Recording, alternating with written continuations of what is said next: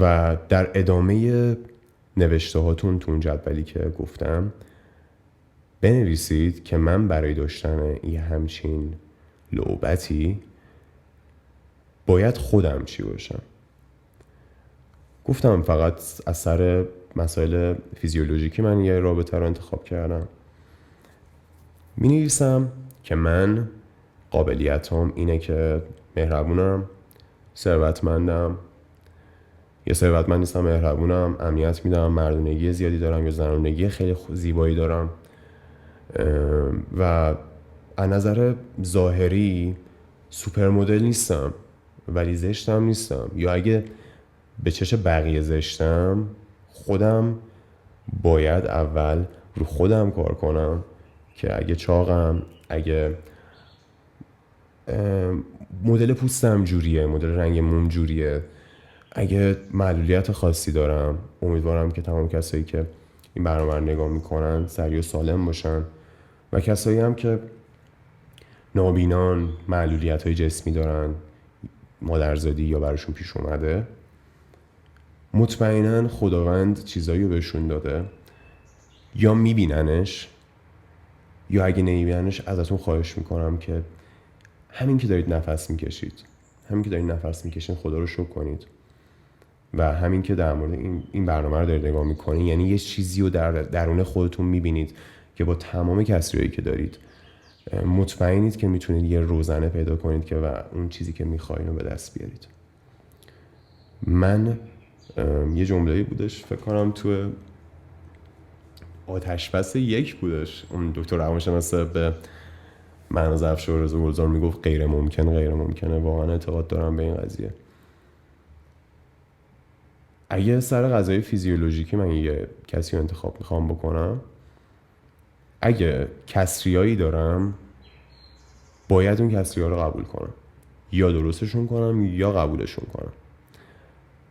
اگه بازم میگم یه کسی رو که با اندام بسیار پرفکت انتخاب میکنم و اندام خودم خوب نیست و اون شخص به خاطر همینی که هستیم ما رو میپذیره، پس وردا سر این که خودت برای خودت تلاش نمی کنی و اون چیزی که هستی و ارتقا نمیدی، طرف مقابل تو نکوب، خودتو اذیت نکن و به محض اینکه این اتفاق برات افتاد که دیدی فکر کردی که همچین چیزی نیستا ولی فکر کردی که کافی نیستی، اون رابطه دیگه شروع میکنه به سرمی شدن و باید تمامش کنی.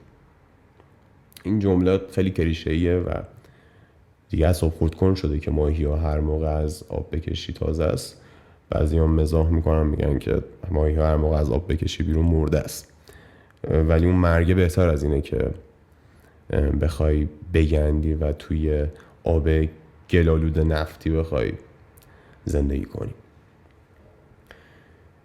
حالا من میخوام وارد یه رابطه‌ای بشم که قضیه فیزیولوژیکی برای من انسان در وهلای پایین تری هستش، در مرحله های پایین تری از جدول مظلومه و برام بیشتر مسائل دیگه‌ای برای من بولتر و مهمتره.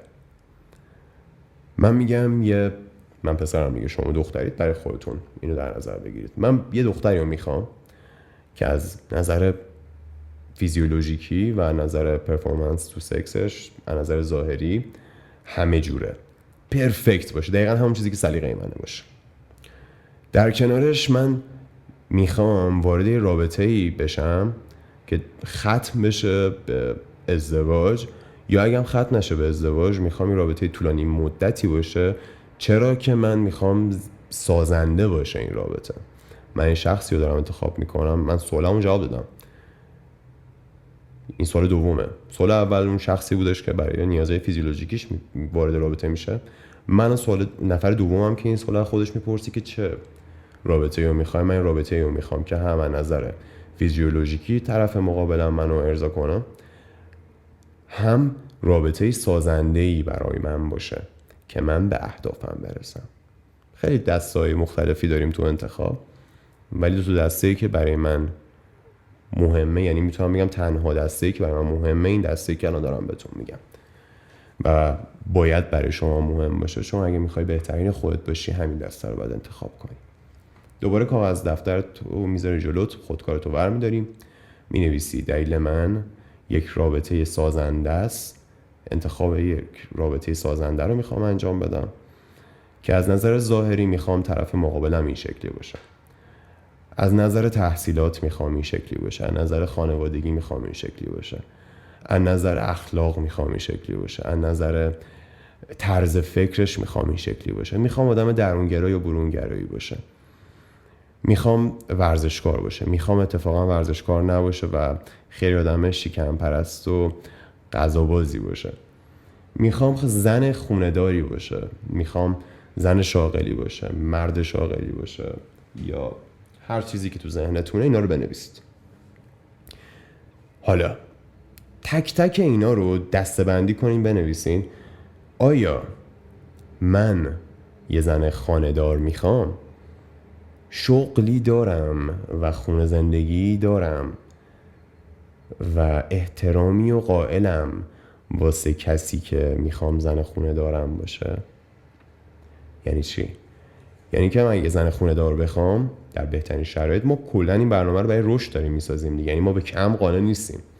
من یه زن خونه دار میخوام، پس باید درآمدی که داشته باشم، شغلی که داشته باشم کفاف یک زن زندگی که زنم شاغل نباشه رو بده، و کارم و درآمدم و شغلم و مدل زندگیم باید جوری باشه که بتونم نیازهای طرفم که زن خونه دارم برطرف کنم. یعنی یک کلفت که نمیخوای بذاری خونه رو بسابه و غذا درست کنه، که تو باید تایمی که سرکاری و تایمی که خونه باشی هم باشی. یعنی وقتی که برمیگردی خونه بعد یه تایمی رو برای زنت بذاری. فقط اینجوری نیستش که تو بیای خونه یه زن خونه دار میخوای، بخوری بخوابی بکنی دوباره فردا بشه. خب نیازهای طرف مقابلت چی؟